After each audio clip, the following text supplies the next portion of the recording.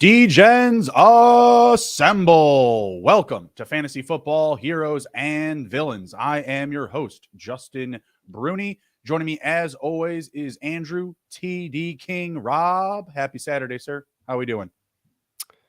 Good, man. It's never a bad day when you get to wake up and talk best ball immediately.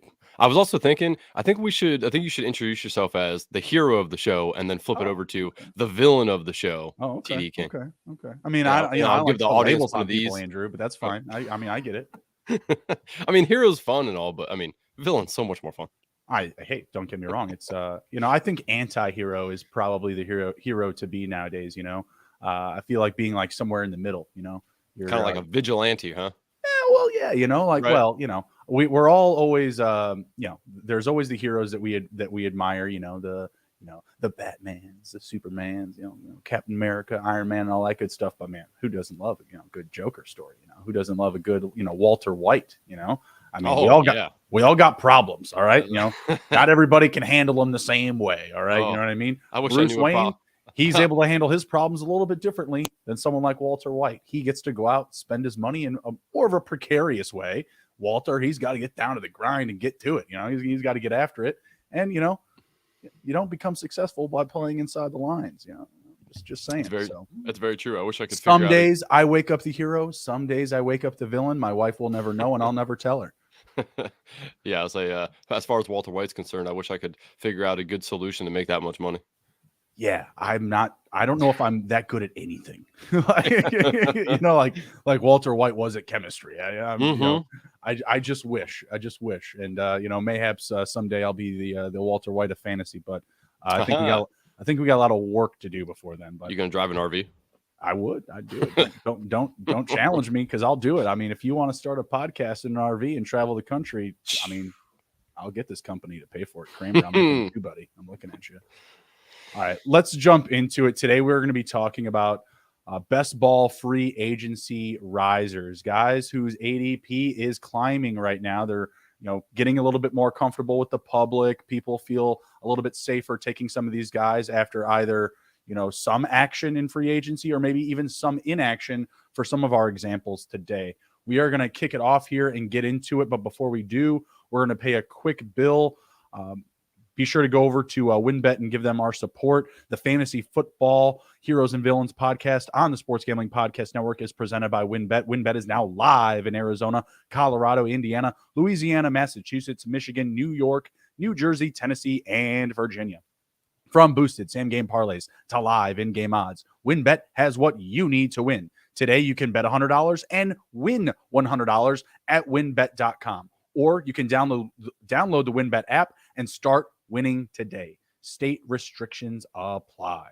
All right, Andrew, who is your first free agency riser in best ball? Who is someone that you are feeling a little bit more comfortable with drafting right now after some action, some inaction, whatever it may be? What do you got? So I would say, and this is obviously going to be a pretty obvious one here, but Rashad Penny. Okay. He's up. He's climbing up boards a ton. I think I saw the number was like 60, 66, 67 spots since 2 weeks ago.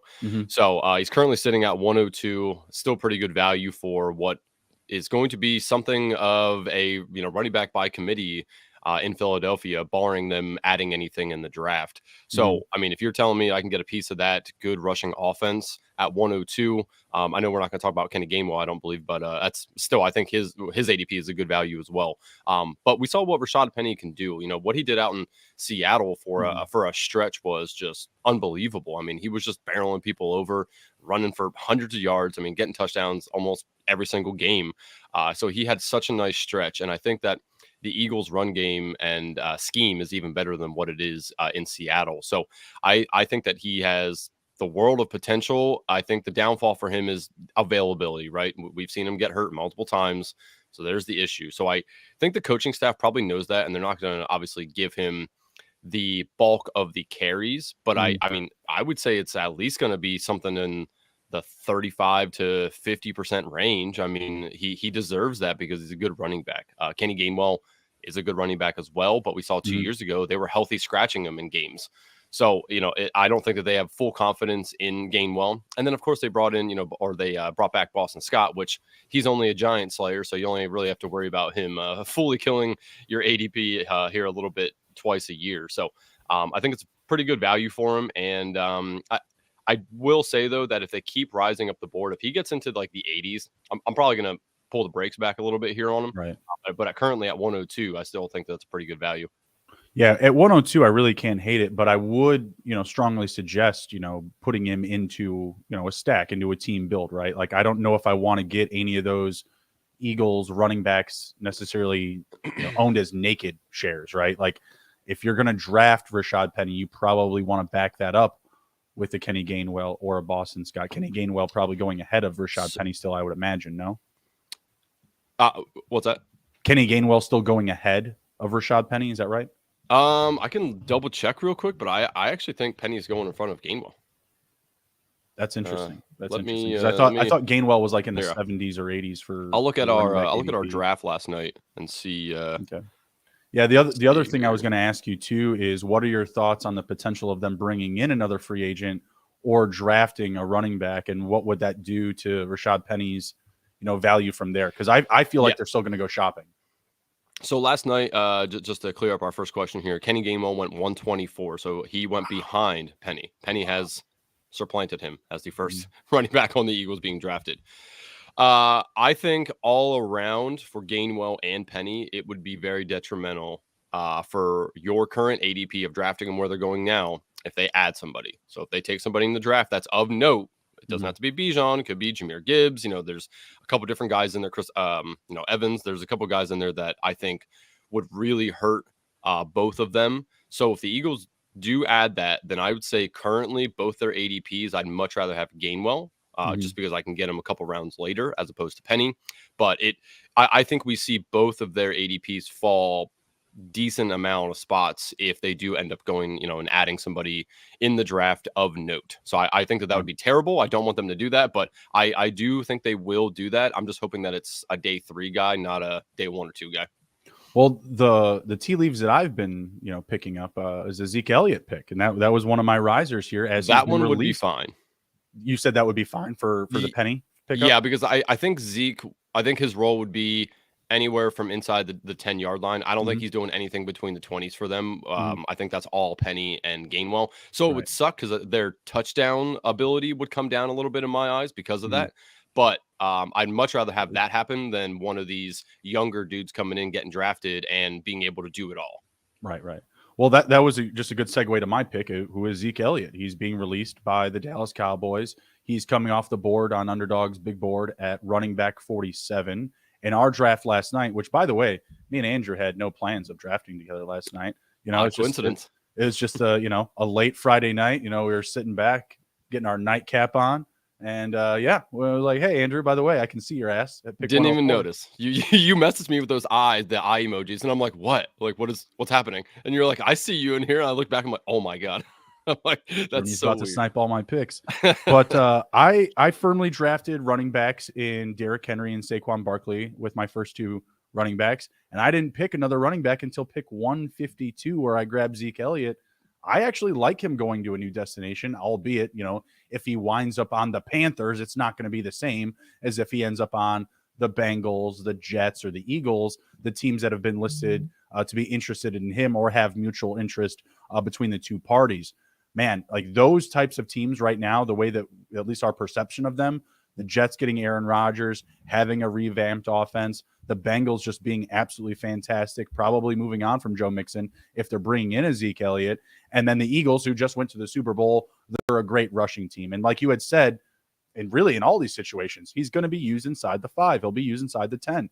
He's going to have a ton of a touchdown exposure, and we're not going to see too much tread on the tires. So a guy that can get me double-digit touchdowns at pick 150 or later, backing up, kind of a not a naked running back strategy, not a 0 RB strategy by any means, but hitting it early, taking a nice long reprieve, because I believe it was pick 17, pick 32 that I picked those 2 running backs, and then I didn't pick another running back till 152. So I felt really good about that. He is one of my risers right now.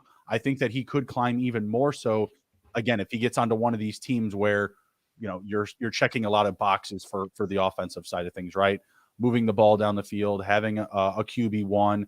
I don't get me wrong, I got Dak on this list too, but Aaron Rodgers is probably the only guy that kind of fits within his same type of, at least return on investment score. I think if you're looking at, Jalen Hurts or Joe Burrow, you're like, whoa, like that's a big upgrade in the offense in comparison to Dallas.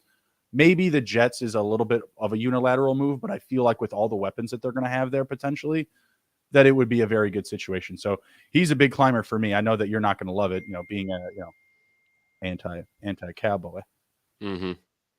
Yeah, I think it's fine as far as like what his touchdown ability would be with the Eagles. I may even throw a couple shekels on him if he does go there to lead the NFL in touchdowns scored. He could be Jamal Williams of last year. Yeah. The caveat to what I just said though is that Jalen Hurts runs the ball, Jared Goff doesn't, so that it's going to hurt him a little bit there. But I think he'd be fine as a touchdown guy for them. Absolutely. All right, who is your next riser, sir? Your old running back fling, David Montgomery. Currently, I think he's up about 24 to 30 spots from where he was 2 weeks ago. He's currently sitting as off the board at 81, ADP 81. Let's see. I just want to check last night to see exactly where he had went in our draft. I think. Let's see. Montgomery. Oh, right there. Oh, that's weird. He currently he went as off the board ADP 81, and that is what he's currently listed at online for his ADP. So he went exactly where he should be going last night. I like the move to Detroit. Jamal Williams out, David Montgomery in. If they don't add anybody of note, this is very good value for him. I mean, look at what Jamal Williams just did last year with touchdowns, right? If David Montgomery can do a third of that and be serviceable, something in the in between the 20s, which kind of looks like that's a very good possibility, because this coaching staff, I don't know what they're doing with DeAndre Swift. DeAndre Swift is good. They use him sometimes, and then they just like throw him in the closet and for a rainy day, and then they use him again, and then they don't. And it just makes no sense to me what they're doing with DeAndre Swift. So with the uncertainty there, I think that is a really big bonus for David Montgomery, currently going 81. I mean, that's in round 8. You're going to get what should be probably starting running back in round 8. I would much rather have him as opposed to where DeAndre Swift is going. He has touchdown upside. We saw him, in Chicago, was very good. And I just think that he can do it all for them. Probably won't have to, because again, they will probably end up doing something with DeAndre Swift in the realm of give him the ball, on third down, let him to be the passing downs guy. But yeah, I mean, if he can do anything of what Jamal Williams just did, this is a smash play at 81. No, I absolutely love it. I mean, you're preaching to the choir here as a Bears fan. Sad to see him go, but it's a great situation for him. And if you do see a domino fall with an injury, whether it be to a DeAndre Swift or another utility player, you're going to see, Montgomery just get more and more usage and more volume. And it may not be a popular opinion, but I do believe that DeAndre Swift is going to get moved on draft night. I think that they're going to make a move on him. I don't think that the two sides see a future together. Obviously, with the money they just gave, Montgomery could have gone into a re-sign for Swift down the road. I don't think that these guys are going to be together for much longer here. So I do believe that Swift could be moving on, and you could see even a further climb in ADP for David Montgomery. Any good landing spots you think that Swift could go to that's like actually realistic? We just talked about Dallas. I mean, I bang the Rojo drum every summer, but that ain't it. That ain't the move. Like, going into the season with Tony Pollard and Ronald Jones is not how you want to start the season. So I could see Dallas. Yeah, I know, it's hilarious. I know. Mike McCarthy, I can't believe it. This guy still has a job in the NFL. It's absolutely crazy. Also, speaking as a Bears fan, maybe a little bit biased there, but I mean, just read the room here. Like, I also don't love giving up 2 picks for Brandon Cooks. Like, I get it. Like, good move. Definitely helps out the football team, but I just feel like you can be a little bit more creative with building your roster. They could be in play. Let's see, who else do I have on the board? What about Kansas City?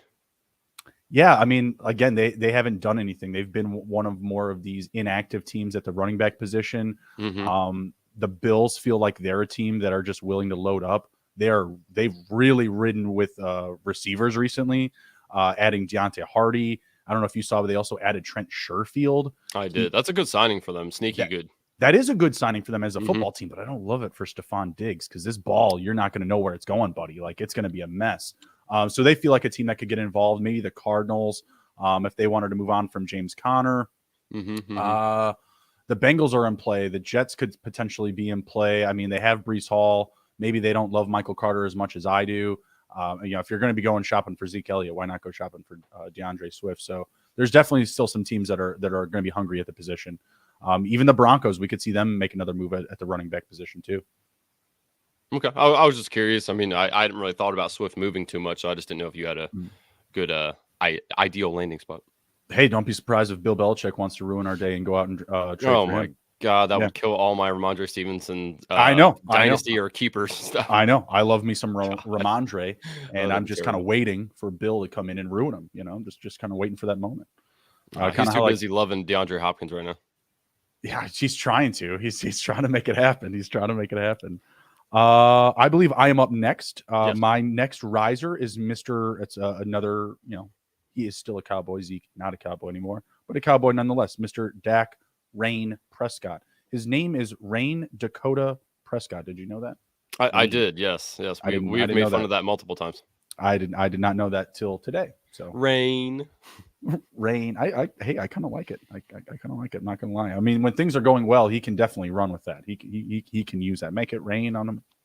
Make it rain. Yeah. With Brandon Cooks coming over after the trade, they offered 2 picks for him. I think this offense is going to be wheels up for a great passing team. I think that Lamb and Cooks are a great duo. Dak throws the ball a ton. We already mentioned those running backs in Tony Pollard and Ronald Jones. Certainly not 2 names that are going to exude confidence for, putting the ball on the ground and running with a lot of priority. So unless they add somebody that really highlights like, hey, we're going to run the ball a lot, and I don't know who that guy would be, I think it would need to be a big move. I just see this team having to pass the ball a ton.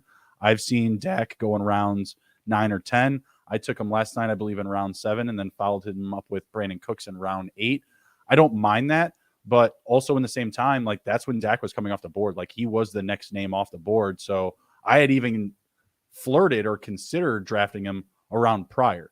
I couldn't do it. It's just a little bit too early. If I miss out on him, I've done this before. I'll figure it out. I'll be fine, right? But when you're playing that late QB game and getting Dak in even round 7 or round 8 for a guy that is going to potentially be a top 3 passer, at least in total volume in the league, I think that's a great value. Yeah, I mean, so the thing that I can give Dak is that, you mentioned it, they're going to throw the ball a lot. I don't think that they're going to really be a run-heavy team. They'll at least be in the top half, at the end of the year as far as, pass attempts is concerned. So I like that for him. And, I do worry, like last year, again, he led the league in interceptions, which is good and bad. Good meaning that he's trying to force the ball to, get yardage, and he's trying to make sure he throws the ball to his playmakers, and which is all good, right? But it is bad that he missed how many games? 4 games, and he still led the league in interception. So there's some downside to him. I think you said it's round 7 or 8 right now he's going. Oh yeah, round 7 or 8. I got him in round 7 in this last one. He was the next name off the board. There was no one left ahead of him. Okay. So, I mean, they're going with a stack is fine. I'm not going to ever advocate for you to take a quarterback like Dak. There's other ones as well that I can list off, but like Dak, if you're not going to stack, right? There's no allurement to Dak to me that isn't something that I want to stack with. I mean, he's really not going to run the ball a whole lot. Sometimes he will, but not a he's majority a passer. Of the time. He's a pass first QB. He's a stand and throw type of guy. Definitely. So I think as far as like his passing is concerned, though, that's fine. They're obviously going to throw the ball a lot. So I think it's a fine ADP for him. Do you think that if they were to add, let's say, OBJ and draft one of these nice tight ends, I know Jake just put that up there, but Dalton Kincaid, Mayer, I know there's Washington as well. If they would add any of those guys and add, let's say, an OBJ, how far up the board do you think he would shoot? Dak? 7. You think you'd make it to QB 7? So let me. I think I have my. Do you think he would make it to 5 or 6 round? The round or the QB? The round. Do you think he would sneak I don't know, because right now the shift that we've seen on quarterbacks is that they're going a little bit later, because there was all of this uncertainty for free agency. Of course, the NFL draft, people were taking quarterbacks earlier. Now they're starting to take them a little bit more later. I don't know if that's going to happen, really. I'm trying to think of another, like maybe if they got DeAndre Hopkins, maybe. I think that's a bigger move than grabbing OBJ, in my opinion. Mm-hmm. I think that would be the type of move that would pull him up to that type of threshold. And even then, you're exposing yourself to more risk. Like you had played the early QB game last night. I played the later QB game. Meeting in the middle isn't bad, but you're just seeing like so many players like continuously fall. I was able to get Saquon Barkley at pick 17 last night. That's crazy. That's absolutely nuts. It's like 5 picks later than what he should be going. That's crazy. So as we see these position players continue to kind of fall, I think that's also going to push the quarterbacks farther down the board as well. So it's hard for me to see like any of these quarterbacks that are in like that 8 to 12 range really making like that big of a jump. Like you really need like a big talent on your roster to be added. There's no rookie that would be added that would make anyone go that high. Mm-hmm. No. To Jake's question on Kincaid or Mayer, I mean, I would prefer Mayer personally. If you are drafting Dak, I mean, if you have a lot of shares of him, I think that would be the guy that you would want. I also really like Darnell Washington. I just think that he could be that big body target for them in the red zone, which I'm going to say, like, I feel like they're lacking right now.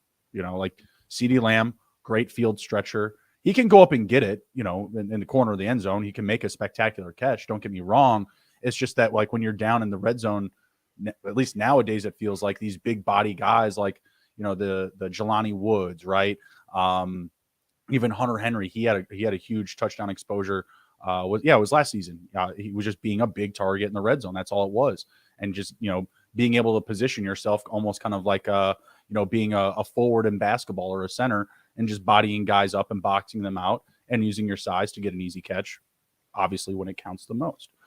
So I would like Washington. Mayer, also obviously probably the best hands, the tight ends in this group here. So wouldn't hate it. I'm also a big Notre Dame fan, so I want to see him flourish. And Dallas, they are never against drafting Notre Dame players. They love to draft themselves some ND boys. All right. Before we move on here, we're going to pay a quick bill. We'll be right back after this. WynnBET is the official online sportsbook of the Sports Gambling Podcast Network. WynnBET is now active in Massachusetts and a ton of other states. Be on the lookout for the WynnBET Win Hour each Thursday from 5 to 6 p.m. Eastern Time. During the WynnBET Win Hour, marquee games of the week will have better odds on WynnBET, giving you a larger payout opportunity. And March Madness is here. There are so many ways to win at playing the big dance. Sign up today and receive a special offer. Bet 100, get 100. It's limited to state availability. And of course, for our DGens only, if you hit the biggest long shot parlay of the week, you get a $1,000 free credit. There's so much to choose from, and all you have to do is head over to wynnbet.com or download the WynnBET app. Offer subject to change. Terms and conditions at wynnbet.com. Must be 21 or older and present in the state where playthrough WynnBET is available. If you or someone you know has a gambling problem, please call 1-800-522-4700. Are you guys looking to hang out with Sean and Ryan at Stadium Swim and watch the biggest golf tournament in the world? You can win a 3-night stay at Circa Las Vegas to hang out with the guys and watch the Masters. The contest is completely free to enter. Go to sportsgamblingpodcast.com/golf party. Again, that's sportsgamblingpodcast.com/golf party. And if you don't win the contest, you can still get a discount on a room using promo code SGP15. For anybody who has not been to Circa Las Vegas yet, I have been. It is absolutely incredible. I definitely recommend going. Party on, Andrew. Party on, Wayne. Excellent. My name's not Wayne, bro. It could be. It could be. I certainly look like I live in Wayne's basement. All right. Who is your next riser, sir? Who do you got? So this one's going to be a little off the wall because it's a really high pick of a guy, but it is CeeDee Lamb. I've seen him go up to... Yep, I've seen him go as the top. I've seen him go as 6. I know his current ADP is 10.9, and obviously when the big board started, we could get him from the beginning to the middle of round 2. He has obviously surpassed that and come up into round 1.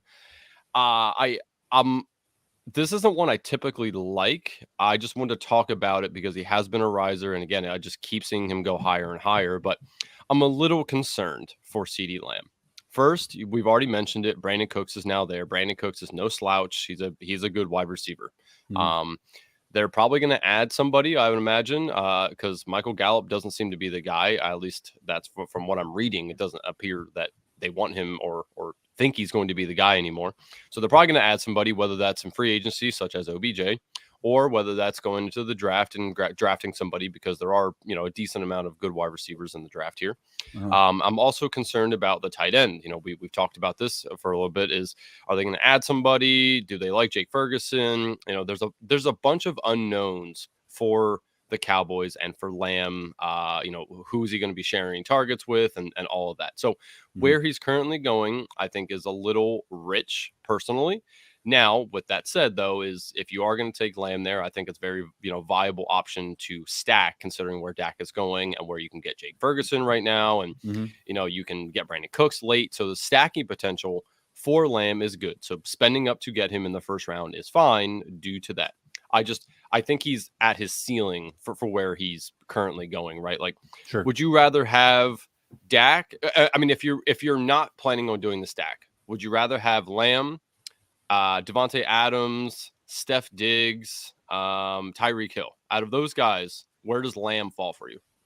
He would fall behind Tyreek Hill, but probably ahead of the other two, Diggs, and who was the other one you said? Adams. Yeah, he would fall ahead of them. Okay. Better quarterback situations. That's true. I'm just keeping it simple there, right? So I think that with Jimmy going to Las Vegas, that definitely knocks down Devontae Adams, Stephon Diggs. These guys won't stop signing receivers. I don't get it. I don't know who else they're going to add, but we had just mentioned they added Deontay Hardy. They did let go of Isaiah McKenzie, but you still have Khalil Shakir. They just signed Trent Sherfield. They have Gabe Davis and Stephon Diggs. There's not going to be a rhyme or reason with this offense. They want to win games. That's what they're focused on right now. They want to get over the hump, and they're making the right moves, I believe, to do that. Who was the other running? Did they bring in a running back? It's gonna drive me nuts. I think they did. Yeah, they brought in Singletary. Went down to Houston. Why? Yeah. Why am I blanking on this? It's Pollard and Pollard's in Dallas. Oh yeah, I'm sorry. I'll tell you in like 2 seconds. Literally, it's Damian Harris. That's who it was. Damian Harris. Oh, you're talking about for the Bills. Yeah. Damian Harris. I'm sorry. I thought Dallas. It was Rojo. Yeah. No. So like they're making good moves to make their team better, and I get that, but I don't know if those moves are necessarily going to be, causality for Stephon Diggs to touch the ball more or to have higher volume. Now, what I am inclined to do is especially if you're drafting a lot of best ball drafts. Okay, last week when we did our last draft, I did the Hurts and AJ Brown stack. No problem. Like if you want to prioritize AJ Brown because you know that you're going to back it up the next round with Jalen Hurts, by all means, go ahead and take AJ Brown ahead of CeeDee Lamb. But in my opinion, CeeDee Lamb is going to be in a more prolific passing offense. AJ Brown going to be in more of a middled, rushing, balanced passing attack, right? So I think that's just where you're seeing Lamb's value increase, is because the perception is as well. They let go of Zeke. That's a fundamental to the ground game. They added another receiver to push more towards the passing game that they've already flourished with. And really, if you look at Dak, like last year, he finished, I think, as QB 18. You said he missed like 4 or 5 games, right? Yeah. The year before, he had finished as, I think, QB 8. And then the year before that, it was another like middled season. It was like QB 20 plus. I think he may have been hurt. The year before that, he was QB 2. So we're coming back around, baby. We're coming back around. Wheels up for the Cowboys. Laws of averages. I know you hate it. Yeah, I think where he's currently going is okay for the stack, but it is concerning because I think he's at the top right now. Sure. I mean, you're drafting him at his ceiling right now because he's coming off. So let's say his ADP goes to let's say 8. He's the third wide receiver at the least or at the latest going off the board, because you're gonna have Kupp. You would have he'd be 4th, I guess, because you're gonna have Chase, Jefferson, 5th. and probably Kupp. Who Jefferson, else? Chase, Kupp, and Hill. Tyreek Hill in our draft last night went number 3. Yeah, that's absurd. Number 3. Absurd. That's way too high. I think he could supplant Hill as well. Because people really like Dallas. I think that's kind of we got to keep that in mind too. So I think he could supplant Hill there, but at the worst 5. I don't fully believe he can finish as wide receiver 5. So with the uncertainty currently, the way that I have my rankings as of right now, this is as of 3/21. I go Jefferson, Chase, Cooper Kupp, Tyreek Hill, AJ Brown, CeeDee Lamb. That's 6. That's put CeeDee Lamb at 6 and AJ Brown at 5. Mm-hmm. And most of that is coming from just that AJ Brown, Jalen Hurts stack because it's so easy to do now. It's not very difficult. And I'll get to that with my next risers because we're just kind of hitting on them here a little bit. But no, I'm with you here. I think that he is being drafted at his ceiling, CeeDee Lamb, that is, excuse me. But I don't hate it really. Like I said, I have him at 6. So if that's how it goes, and I'm being really aggressive with receivers in that draft, I'll just take him at 6. That's the way it'll be. I will say, as far as like running back conversation goes, if I get to that pick and Bijan, Eckler, or CMC are there, I'll probably take those guys. Jonathan Taylor moving all the way up to running back 2 is a little interesting to me. I'll say Bijan would pretty much always be there because I think he's going what like ADP like 13 or 14 right now. He's going earlier. I think last time he went pick 10. Did he? I think so. Yeah, I think he's going a little bit earlier. I think we're getting closer to the draft. That excitement's starting to build. People are getting a little bit more familiar with him that may not have been as familiar. And what they're seeing, if they're exposing themselves to any Bijan tape, is like, oh hey, generational running back going to be available at the end of the first round. Cool, great. He did go 10 last night. But his current, I think he's number 3 or 4. Yeah, he's number 4. 1, 2, 3. Yeah, he's running back 4 right now on Underdog. 13.2 is his ADP. Yeah, it looks like he's currently going as 13. So that's just outside round 1. So he went a little early last night, but so I mean, I would think he'd always be there when Lamb's there, unless someone's really taking Lamb higher. Right. And again, there's going to be people that do that, and there's going to be the some that fade, like we had saw last night. Tyreek Hill going at number 3, and that's going to segue into my next riser, which is Tyreek Hill and Jalen Waddle. Nothing really happened for the Dolphins other than them adding Mike White. And I guess that's just enough of a factor for people to really feel lock, stock confident with Tyreek Hill and Jalen Waddle. We were seeing Jalen Waddle fall to the 3rd round even. Like, I was comfortable taking guys like Devontae Smith, T. Higgins, Garrett Wilson over him. I think now people are feeling a lot more confident because, obviously, you get the Tua scares, right? Like, how long's Tua going to last? Well, they got Mike White, who, while he's not, fantastic, he's not an out of this world quarterback. He's giving people at least more confidence than what they had with what they saw in Skylar Thompson and Teddy Bridgewater. So it feels like the safer floors for Waddle and Tyreek Hill have really pole vaulted them up 4 or 5 picks, which it may not sound like a big difference, but when you're talking, between picks 1 and 20, I think 4 to 5 picks is probably a good amount of distance. Like, I've seen Tyreek go as late as pick 7 or pick 8. Now he's going to pick 3. I've seen Waddle go as late as, pick 22. And now, he's not really going to go past 16. I think that's really like his shelf. Like, you will not see him go past pick 15 or 16, at least going forward as of right now. Agree. And it's funny, like I thought about this the other night. If I take Tyreek Hill, I would much rather just wait till one of my last picks and take White over stacking him with Tua. I'd rather just have Mike White as like my 3rd quarterback and stacking that as opposed to Tua, because Tua's health scares me. That dude takes one more lick. I mean, I saw Jordan Reed for many years keep getting concussed, and they just it would last longer and longer, and they would get more worried about it. And Tua's like on that cusp right now, so that really concerns me. I think Mike White is a very good value. If you do have a stack, don't just take Mike White if you have no Dolphins players. That would make no sense. But if you do, I would much rather stack Mike White with Tyreek than Tua personally. So I do like Tyreek Hill. Again, this is one of those guys that you're drafting him at a ceiling. You need him to do what he did last year as the 3rd wide receiver off the board. If not, I mean, it's going to be tough to really get good value on him. I don't see him going down. So the value is probably where it's going to be. It's tough for me to really just see him finishing as a wide receiver 4. Like I don't see that again. But I do like Hill. I wish some of these guys didn't go so damn high. No, absolutely. I mean, of course, you want to get the value on him. I mean, Tyreek Hill's coming off a career season yardage wise, so I think it's difficult to say you're going to live up to that again. But I think with the coaching and the scheming that they have in place, I feel like he's still going to be a wide receiver 1. And yeah, you're drafting him at the ceiling, right? Like you're drafting him at the boom ability.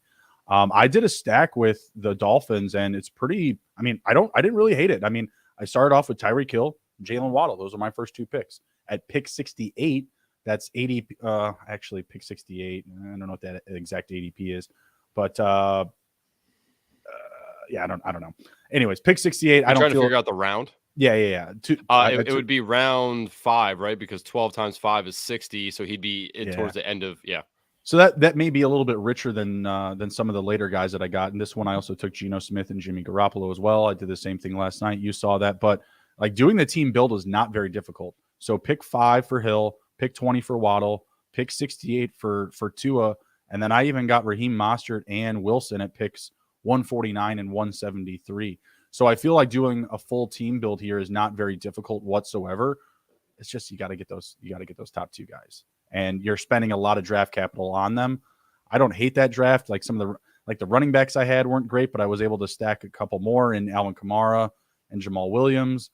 With Derrick Henry up top. Again, someone that keeps just falling and falling and falling. So not a team I hate, not a team I love. Oh, I also have Dallas Goedert and TJ Hawkinson on my team. Not bad. Maybe it's better than I thought. I don't know. But again, not a difficult team build whatsoever. I do feel like those guys are going to continue to sit where they're at right now as far as their ADP goes. I don't know if you're going to see Hill rise to go over Jamar Chase or Justin Jefferson. I doubt that. That would be a big reach. That would be a big reach. All right, before we hit our next riser, why don't you tell the folks a little bit about Underdog here? We're talking best ball. Feels probably appropriate.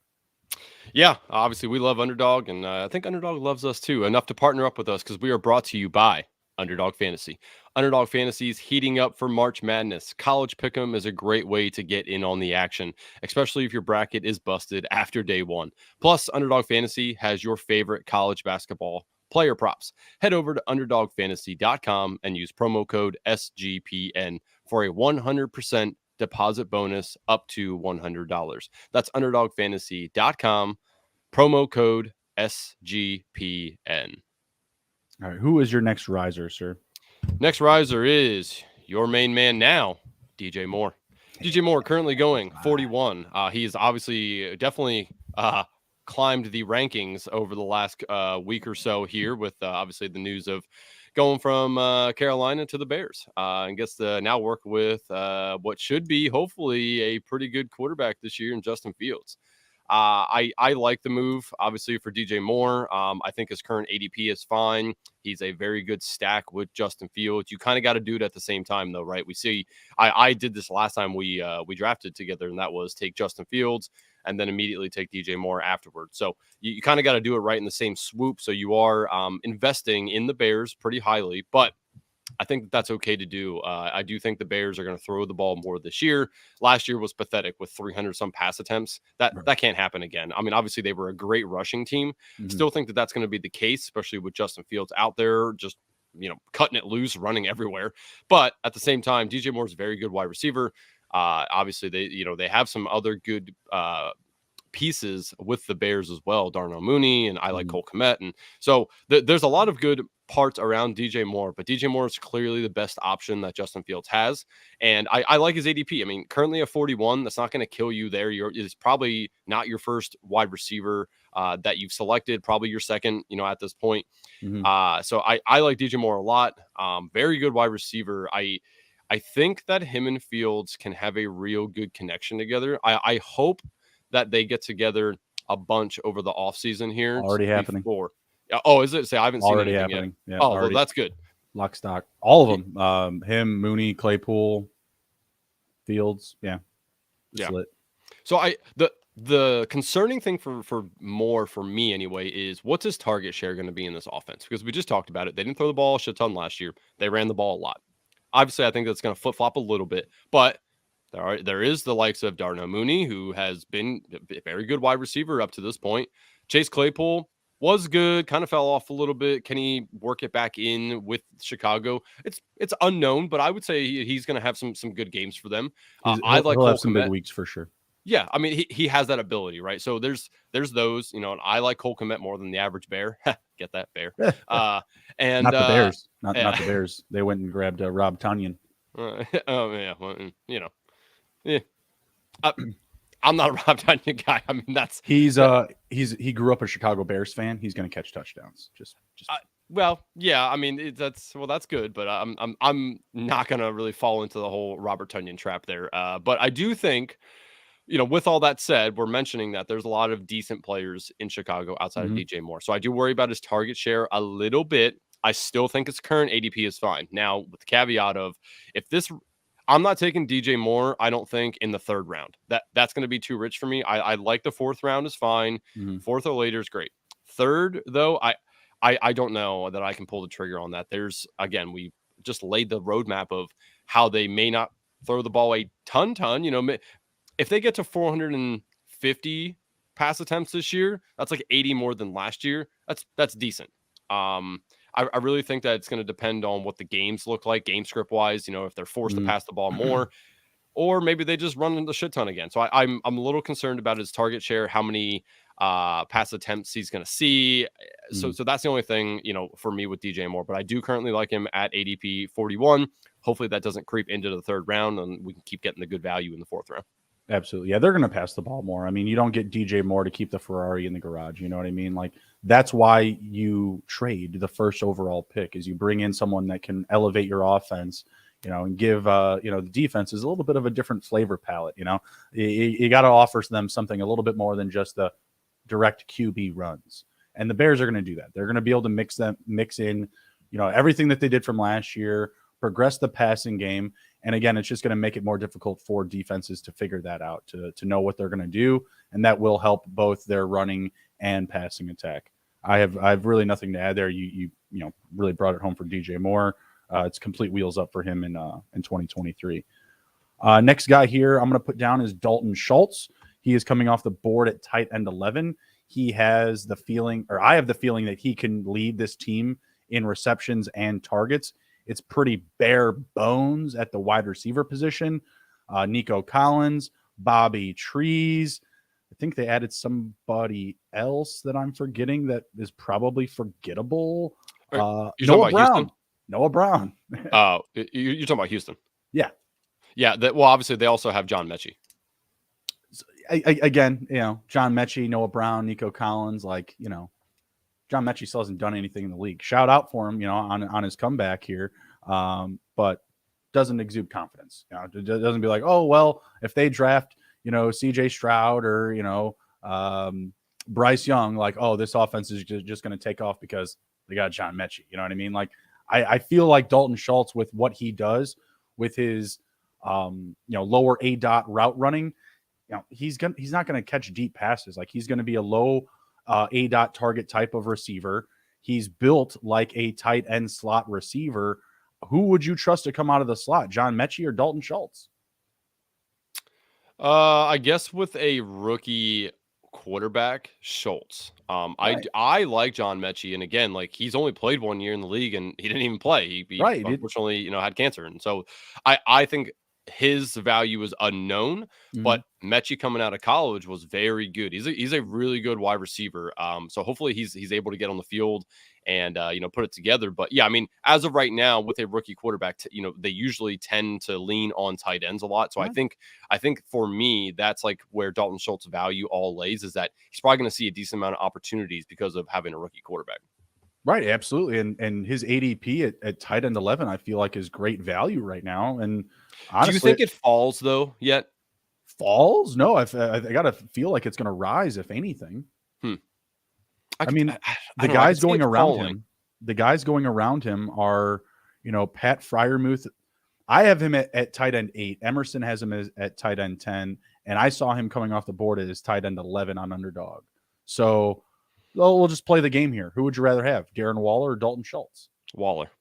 Waller, really? 100%. Yep. Better offense in my eyes, and he still can be the best target in that offense. I mean, I think both can be true for Schultz and for Waller, that they can be the best target there. Now, Waller, I think, has the better options around him, as Isaiah Hodgins, I like a whole lot. So there's that caveat, but yeah, I'd rather take the likes of Dan Jones, the devil I know over the devil I don't, right? Like I don't know who's going to be passing Dalton Schultz the ball. The Giants keep adding receivers, though. They just added Jamison Crowder. Like, yeah, I mean, hell? But again, do any of those, anybody outside of Isaiah Hodgins and maybe Wandale, would any of those other guys really like do anything for you? Yeah, Darius Slayton had a pretty good year this year playing alongside Dan Jones. When he plays, well, he played. Hurt. Well, everyone gets hurt in the NFL. It's the NFL. But this season, he wasn't at the top of the depth chart. He needed to wait for those injuries to come in.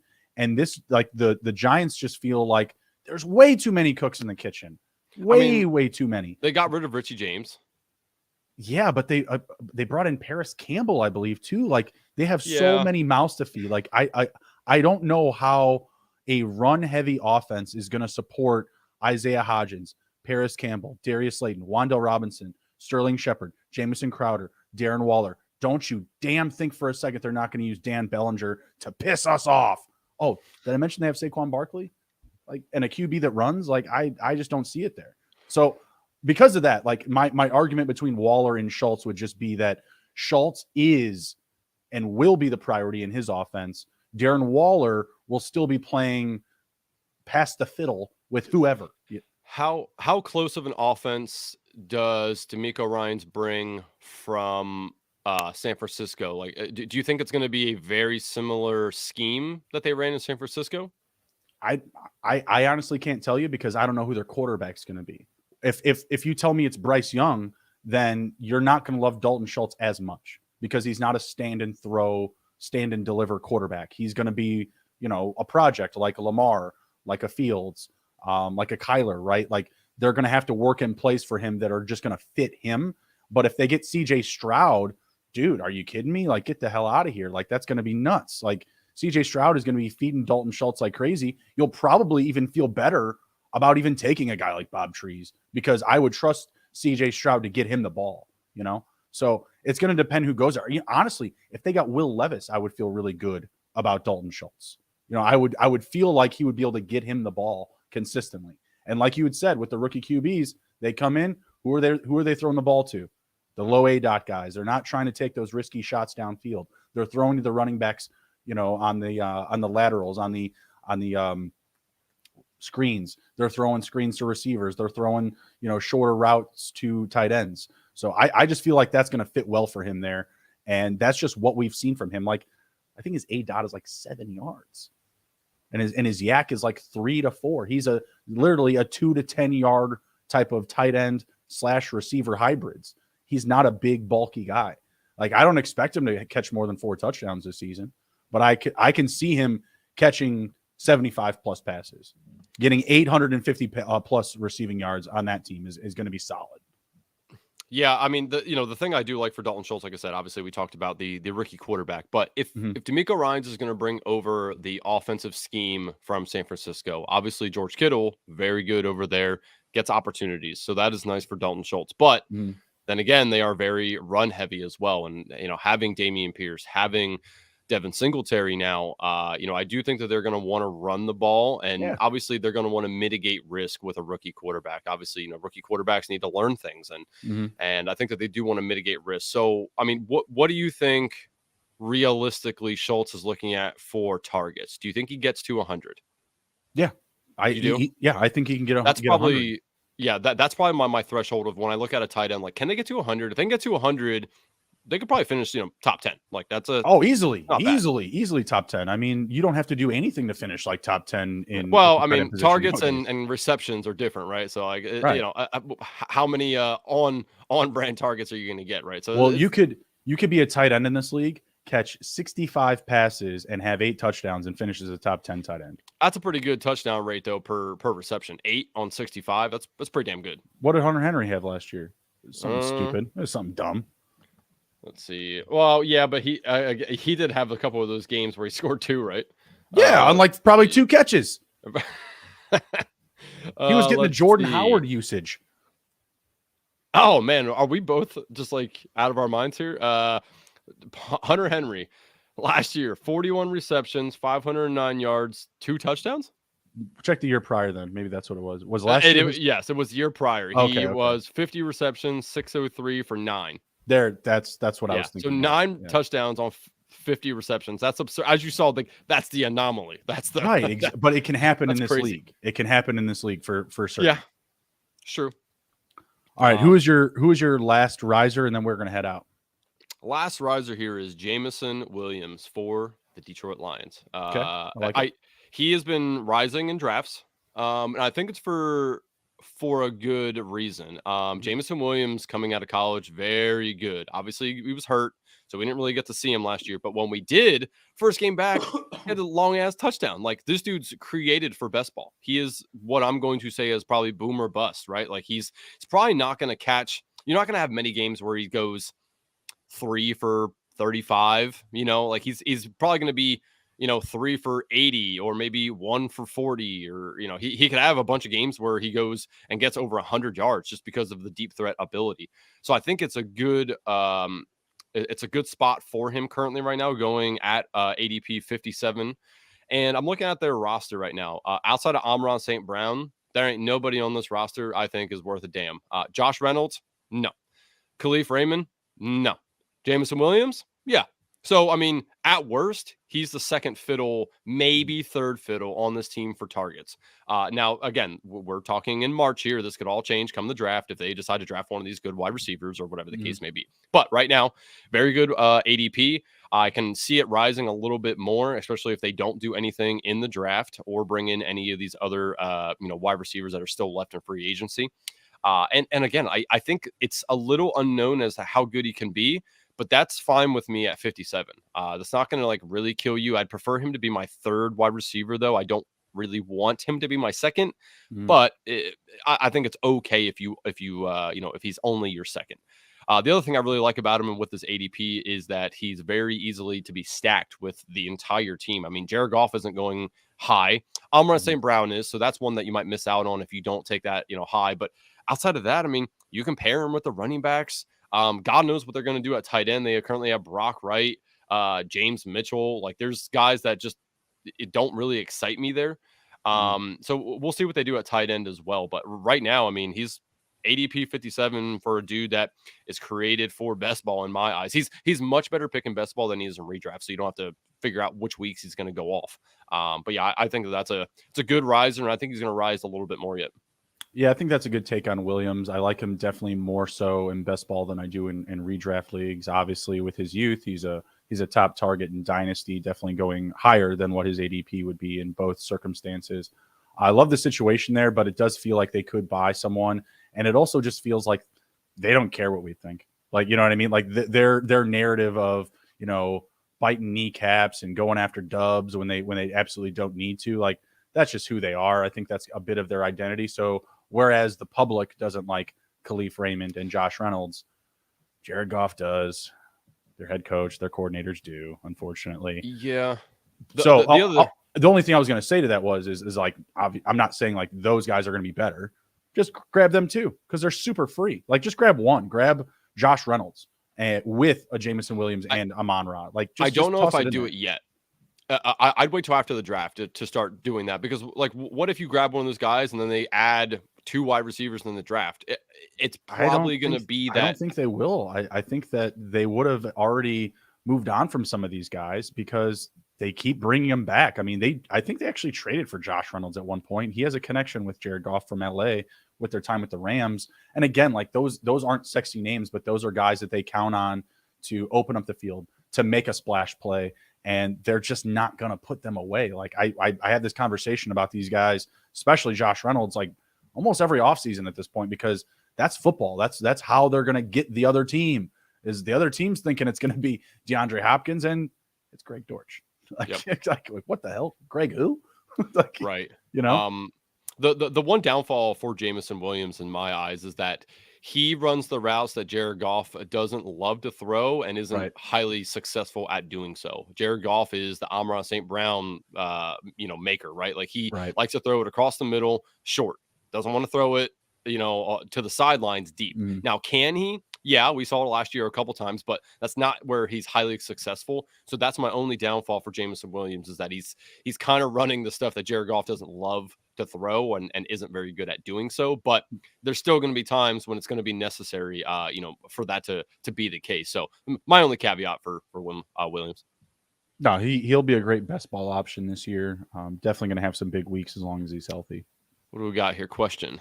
Yep. Hey guys, 12 team, start 9 Superflex. Got Burrow, T-Law, Brees Hall, Aaron Jones, DK, Drake London, Cortland Sutton, Pat Fryermuth, 101, 114, 201. People aren't wanting to trade picks. Ready for Bijan? Question mark. Just take the best QB at 104. I mean, definitely 101% take Bijan at 101. Right. I mean, it doesn't matter who. I wouldn't even care who you had in your team at running back. I would definitely take Bijan there. 104. So you have Burrow and Trevor Lawrence.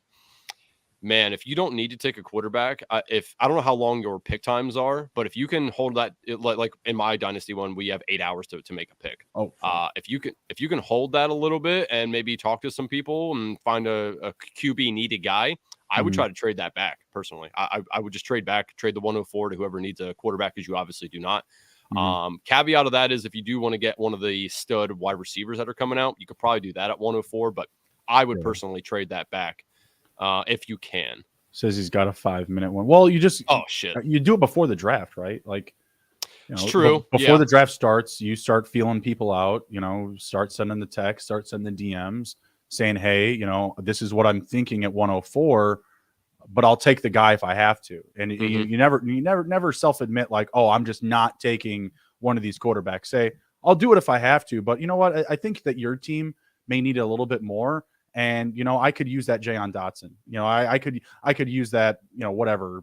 I was about to say Amari Cooper, but that's not on brand for me. But yeah, I mean, there's going to be guys out there that you're interested in.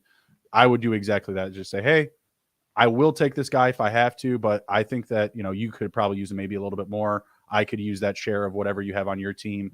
Maybe it's a handcuff to one of your top running backs. Well, not for a first round pick, but build a package that's going to work for you, and just kind of start getting that conversation rolling before the draft starts. If you only have 5 minutes, and even in that 5 minutes, use your 5 minutes, man. Just have a couple offers ready, send them out instantly, and maybe you get somebody that's just like, oh, they can't take their eyes away from CJ Stroud that's on the board right there. So you never know. Yep. All right, cool. You got anything to share before we head out, sir? No, I don't think so, man. Just do we have any scheduled things coming up for best ball drafts? We have a big week ahead. We have a very big week coming up this week. It's going to be Heroes Week here on the network. We are going to have Michael Florio from the NFL Network dropping in on Tuesday evening, and we're going to have Pete Overset from Establish the Run dropping in for our Underdog Big Board 5.0 draft this Thursday evening. So it's going to be a big week for us here over on Heroes and Villains. Be sure to come back and ride with us, and also be sure to smash the like button here on YouTube, download the episode on Spotify, and leave us a positive review on Spotify or Apple. We really appreciate the support. Also, be sure to check out the merch store. As you see me rocking the polo, Andrew's got the hoodie and hat. We've got a lot of good stuff for you. Should have some more good stuff coming out as well. If you're still looking to catch the March Madness wind, we still got that blowing in the breeze there in the merch store. We got some good stuff. And then, once you're ready to start getting ready for football, we'll have a lot of NFL. We got, the Brock Hard Purdy shirts. Those are always nice. What else we got in there? We got Burrow Head My Ass. Yeah, Burrow Head My Ass for the folks thinking that Joe Burrow did own Arrowhead Stadium in Kansas City. That was a fun moment. Yeah, we saw that he let the bank repossess that.